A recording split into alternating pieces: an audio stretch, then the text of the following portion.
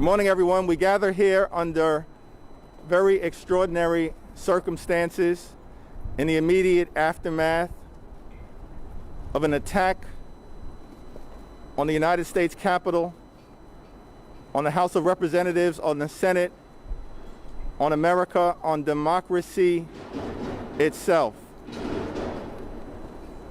The insurrection that was violently perpetrated by enemy combatants and seditionists was an attempt to halt a constitutional process and overthrow the government. It was an act of sedition that was incited and encouraged by Donald Trump. And that's why he must be held accountable to the full extent of the law.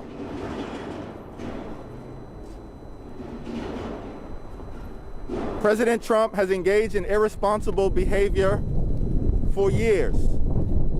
This is nothing new, but it is the logical culmination of his willingness to perpetrate lie after lie after lie, undermine our democracy, and march the United States of America toward authoritarianism. We will not allow it to happen. The seditionists who attacked the Capitol wanted to stop members of Congress from doing our job. They failed. We returned to the floor of the House of Representatives to certify the election of Joe Biden and to complete our work under the Constitution of the United States of America. We will never allow mob rule to prevail. We will continue to uplift the rule of law. It's my honor to be joined by members of the Congressional Delegation, all of whom will speak to the issues that occurred in the attempted insurrection against the United States of America, as well as the way forward. Let me simply say this. Donald Trump must be removed from office immediately. He should be impeached, convicted, and thrown out of 1600 Pennsylvania Avenue and forever banished to the dustbin of history. Every second, every minute, every day that Donald Trump remains in office presents a clear and present danger to the health, safety, and well-being of the American people and our democracy. That is why the House is pursuing every available means at our disposal to accomplish the objective of holding the President of the United States accountable. The seat of government in America was attacked on Wednesday. The Congressional Delegation thought it appropriate that we convene upon returning to the districts that we represent here in New York City to stand at the seat of government of our beloved Big Apple. And I'm so thankful that as a result of the leadership of Mayor de Blasio, he was able to work with us, facilitate this gathering to demonstrate to the city and the country that we stand united and we will defend our democracy no matter what it takes, and decency will once again prevail in the United States of America. So thank you, Mayor de Blasio, for your leadership. As we say in Washington, I now yield to the distinguished gentleman from the great city of New York and the People's Republic of Brooklyn, Bill de Blasio. Thank you. Thank you, Congressman Jeffries. Thank you for your leadership. Look around you, everyone. These members of Congress who serve us, their lives were in danger that day.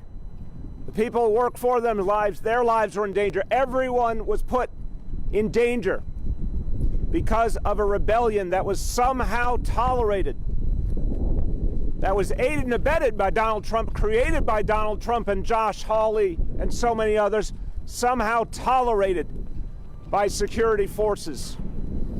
Look behind you at City Hall. Can you imagine? A lot of you have spent time here. Can you imagine a mob taking over this building? It's never happened.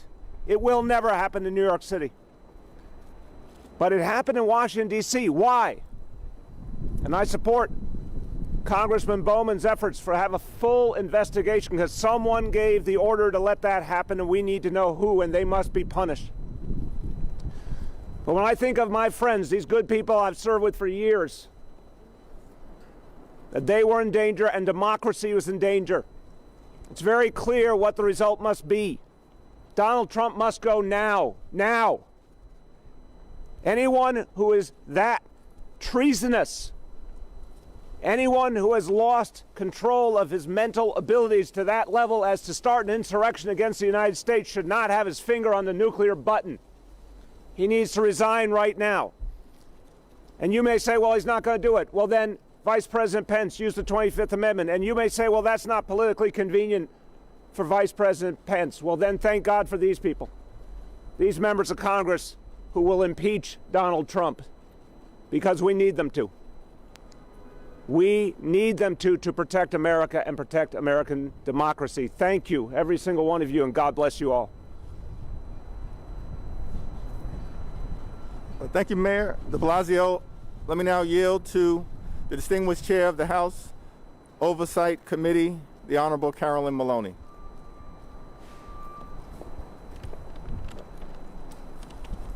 Thank you, Hakeem Jeffries, for leading us in this press conference and leading us as the president and the leader, the chair of our caucus. I thank our mayor for joining us and all of my colleagues for their leadership in Congress and their committees and in this crisis that we're confronting. We just lived through one of the darkest days in American history. I was shocked. I never believed that the Capitol would be stormed by domestic terrorists and that they would be successful in entering and disrupting the work of Congress. We were meeting, as required by our Constitution, to review the electoral votes and to ratify them. They stormed the room, took over. I am still in shock over what happened. But what is even more shocking is that the President of the United States instigated, led, abetted, was part of this insurrection and disruption of our democracy and our sacred example, our capital of our democracy. He is incapable of leading. He cannot be trusted. He should resign immediately. He is a clear threat to our democracy. If he does not resign, then the leaders of our country have to meet and move forward with the 25th Amendment to remove him from office. If they do not act, then this Congress will go back next week and we will move forward with the second impeachment of Donald J. Trump.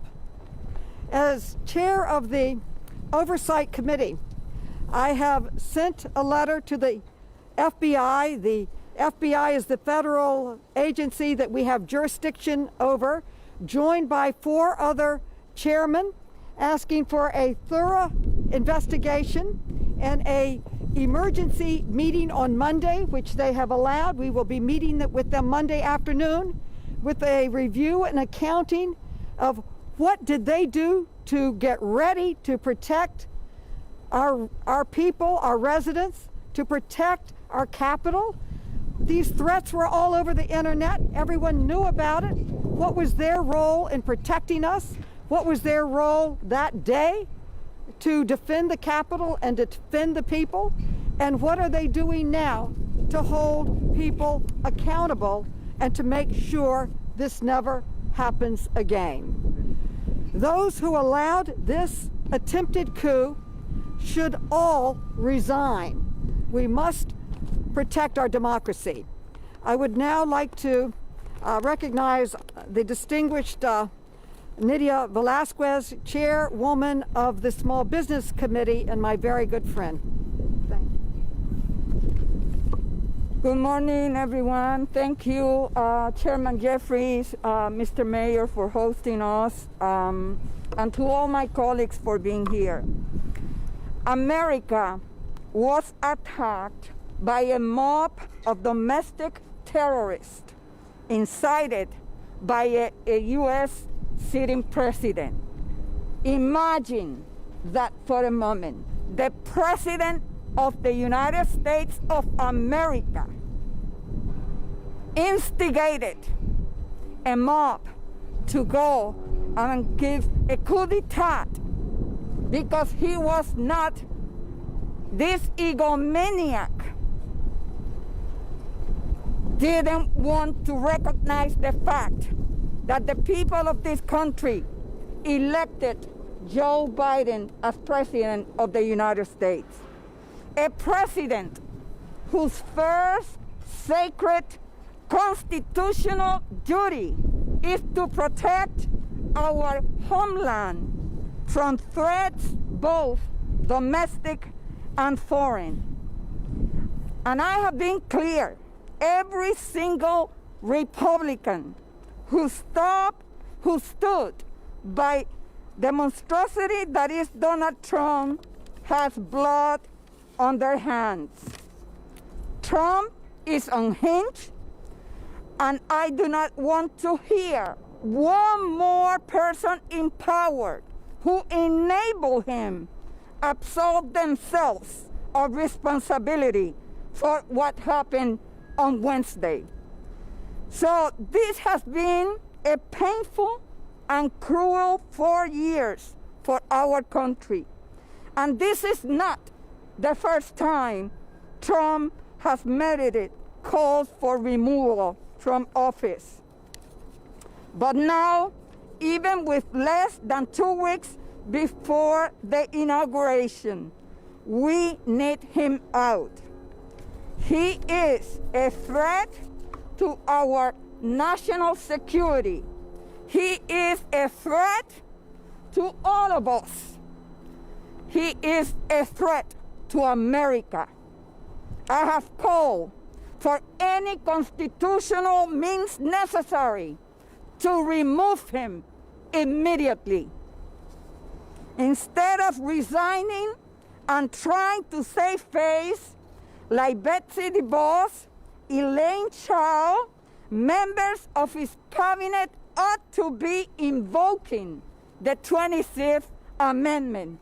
For once, do right on behalf of the American people. Don't tell me that all of a sudden you are surprised and horrified. You know from day one when he came down those stairs in his hotel what he was about. We have been warning America, and we have been warning the Republican leadership. Where were they for the last 4 years when this president separated children from their families?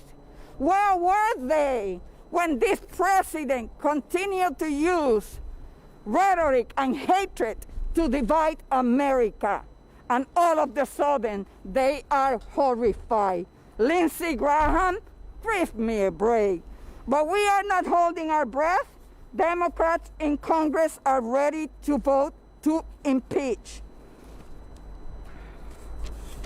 The American people deserve so much better than the gaslighting that has been propagated by President Trump and every congressional Republican who stand by his coup to undermine a free and fair election. So we are going to act next week, and we are going to impeach, and we are going to show the world that America is stronger than Donald Trump. Thank you.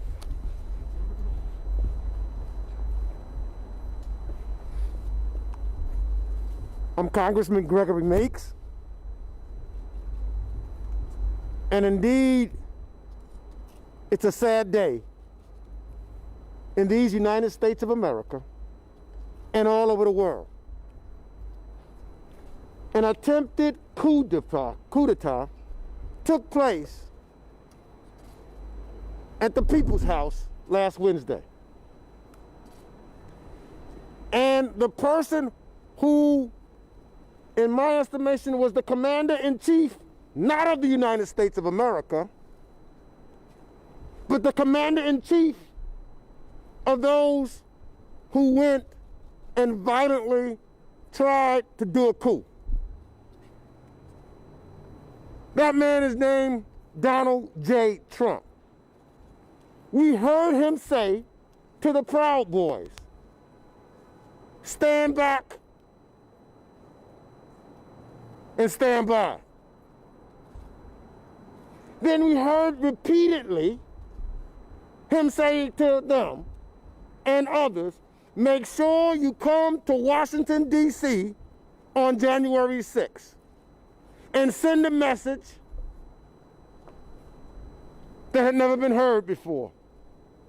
We heard him on the 6th summon everybody to first the White House and had his henchmen get them all fired up and gave them directions to walk down Pennsylvania Avenue to come to the Capitol. He does not fit the office of president and needs to leave immediately. He is a threat to the national order, and he is a threat to the international world order. What he has done and how he has led puts our national security at stake.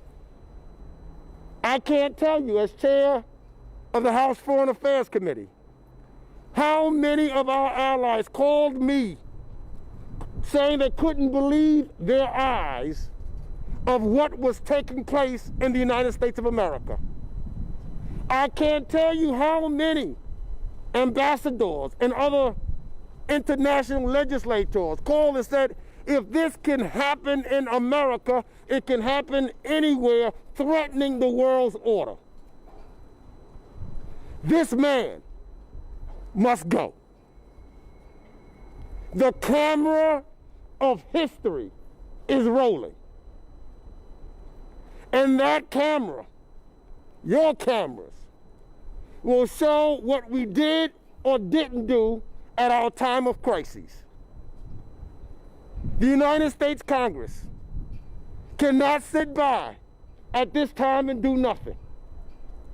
And that's why we will go back next week if he doesn't resign on his own, or if the 25th Amendment is not invoked. The camera of history will record that the House of Representatives did the job that they were supposed to do. And then I would hope the Senate and anyone else would do the job that they were supposed to do. But we will make sure that the world knows that the United States of America still is governed by rules of law, and we will stand, and nobody is above the law, especially Donald J. Trump. I now would like to call up a fighter, member of the Appropriations Committee, Adriano Espaillat, Congressman Adriano Espaillat. Thank you, Congressman Meeks. Every time we're taken off to office, we swear to protect and defend the Constitution of the United States against all enemies, foreign and domestic. Donald Trump is a domestic enemy. His collaborators are domestic enemies.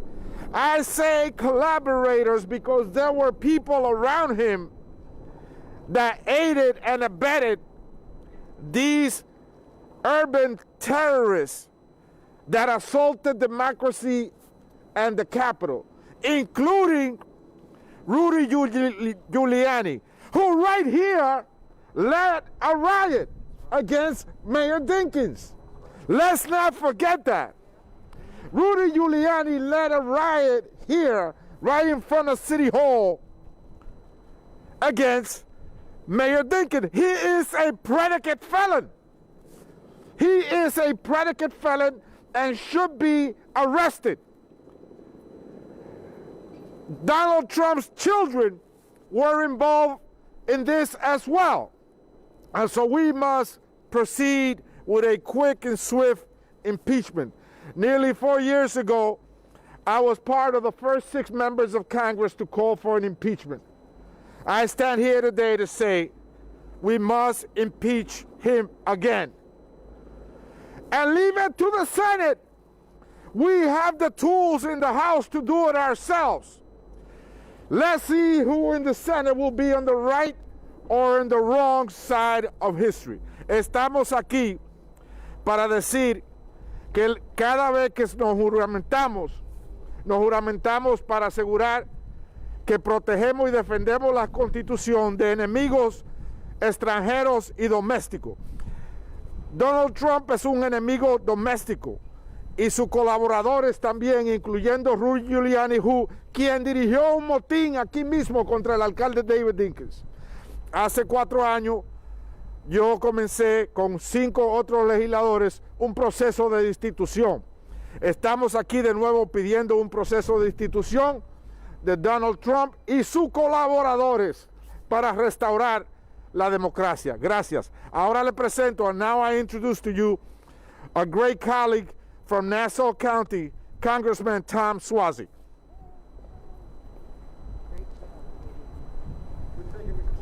Thank you, Adriano.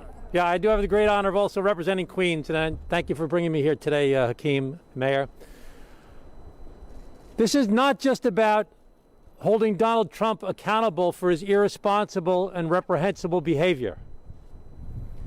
When you heard Hakeem say he was a clear and present danger, what does that mean?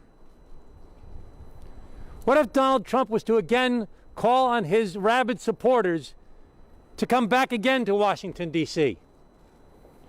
What if Donald Trump was to pardon the people that were arrested this past Wednesday and Thursday and will be arrested over the next couple weeks? What would happen if Donald Trump were to pardon the other collaborators in this insurrection? He is a clear and present danger. The next 11 days could be some of the most important in our nation's history. And we need to be prepared, not scared. I'm not trying to scare people, but we need to be prepared. Because this man has demonstrated that he's reckless, irresponsible, and only motivated by his own ego. We must do everything we can to encourage our Republican colleagues to call on him to resign. And if he won't resign, for them to support the efforts of invoking the 25th Amendment. And if that won't work, we need them to join us in impeaching this president. Because under Article 2, Section 2 of the United States Constitution, if the president is impeached, he cannot pardon people for actions related to his impeached behavior. We must hold Donald Trump accountable, but we also must protect ourselves over the next 11 days. And after Joe Biden comes into the presidency, we can begin to heal our country and come together and find common ground to try and move forward. But it cannot be done until Donald Trump is, number one, held accountable, and number two, removed from office. Let me now introduce a new member of the United States Congress, our new colleague, Jamal Bowman.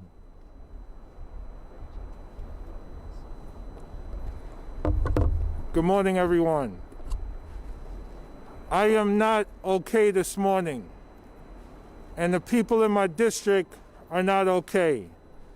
And from what I'm hearing and seeing across the country, the entire country is on edge today.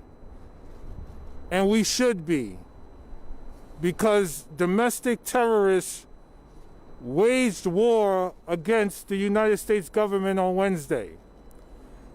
And they were incited and motivated by Donald Trump. Therefore, Donald Trump must be removed from office immediately, whether it's via resignation, invoking the 25th Amendment, or impeachment. We are going to do what we have to do as members of Congress. But I also want to say that what Donald Trump has incited and what he continues to inspire is something called white nationalism and white supremacy. And white nationalism did not begin with Donald Trump. White nationalism and white supremacy is as old as the United States of America. And every time our nation has made forward social progress, white backlash has occurred.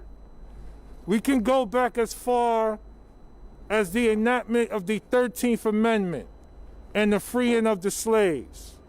After those slaves were free, they were supposed to receive 40 acres to toil and live on. What happened after that? Abraham Lincoln was assassinated. The Confederate secessionists were pardoned. Their land was given back to them, and slaves had to go back to work for their masters, earning pennies on the dollar. It happened in Tulsa, Oklahoma, when African Americans built a community for themselves to live safely. Unfortunately, it was burned down by white terrorists. It happened this past week after Georgia became completely blue for the first time in our nation's history. The following day, war was waged against the United States by domestic terrorists. The issue in the moment is absolutely Donald Trump.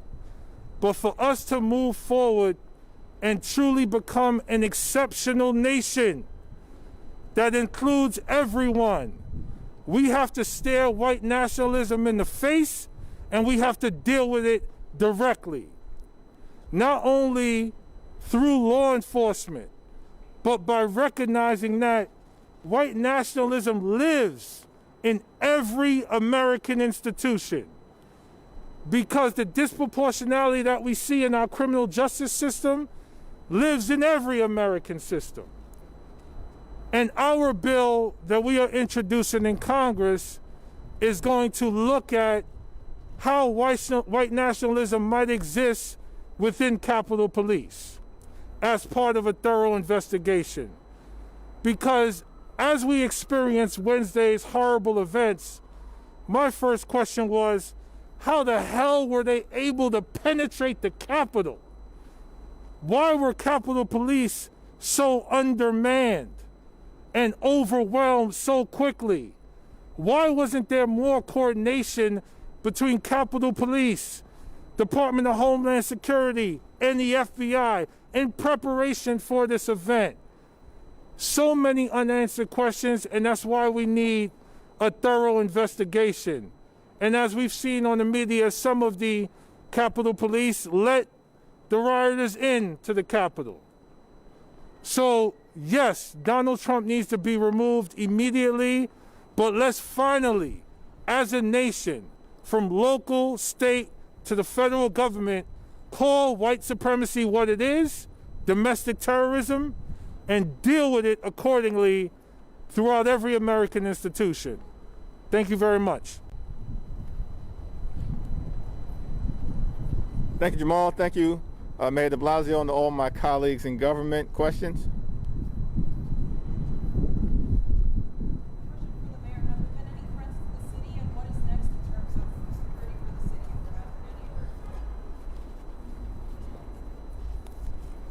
We're monitoring very, very closely. No real and specific threats directed to New York City at this moment. There are some small demonstrations planned for tomorrow that we are carefully monitoring. If we see anything larger going on, we're certainly going to give a public update on that. But right now, no threats to speak of.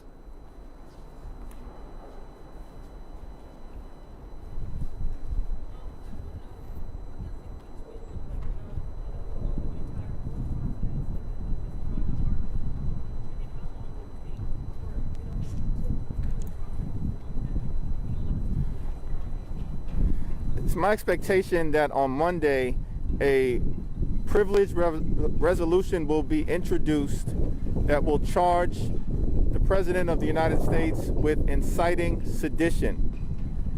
The vehicle of a privileged resolution will allow the House to move expeditiously to consider the article of impeachment on the floor of the House of Representatives, to vote it out, and to send it over to the Senate without having to go through a traditional Judiciary Committee markup. The question that some have asked and suggested is whether the House would set a bad precedent by moving so swiftly on impeachment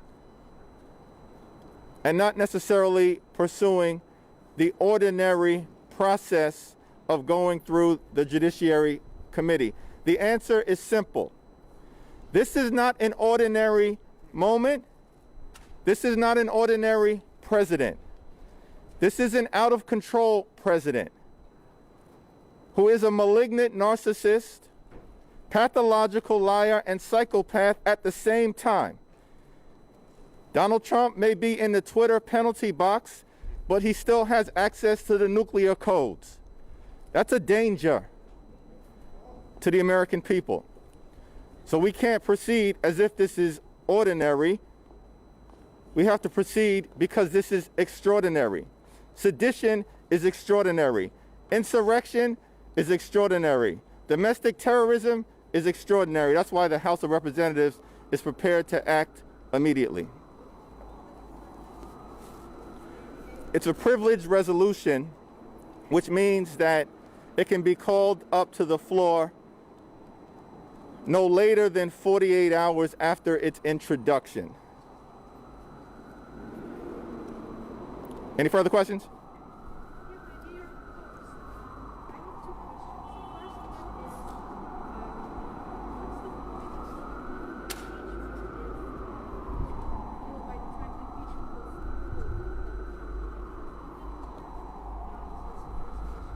Yeah, let me stop you on that question because I want my colleagues to answer it. And the question is, what is the point of, I'll repeat it. The question is, and I'm going to allow my colleagues to answer, what is the point of impeachment if it may not make it to the Senate? And let me just simply say, and then I'll let my colleagues answer, the House of Representatives is a co-equal entity. We don't work for Donald Trump and we don't work for the Senate. We have a responsibility to do the right thing by the American people and then put it on the Senate to act.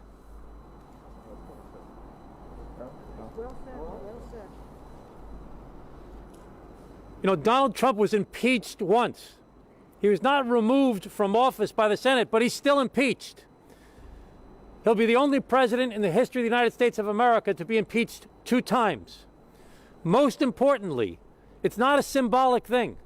If the president is impeached, I believe that he loses his power under the Constitution to pardon people for the impeachable offense. He can no longer pardon people for anything related to this insurrection if he becomes impeached. That's the most practical, real impact of him being impeached. Of course, we would hope that the Senate would act and he'd be removed, but that's the most important thing, I believe, is removing his pardon powers. Second question, Lydia? Can I say something? You know, he was impeached by the House one time. The Senate refused to act. And here we are, 5 lives lost. People in the Senate have to answer. Public sentiment is everything.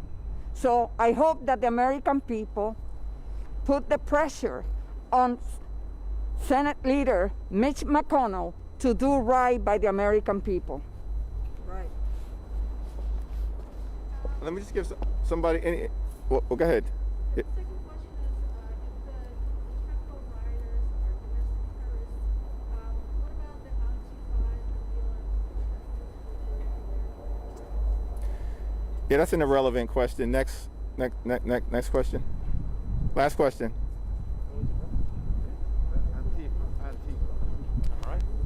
All right, thank you, everyone. Thank you. Thank you. Thank you. Thank you. Great to see you. Great to see you. Well done. Good job, man. Good to see you. Good job.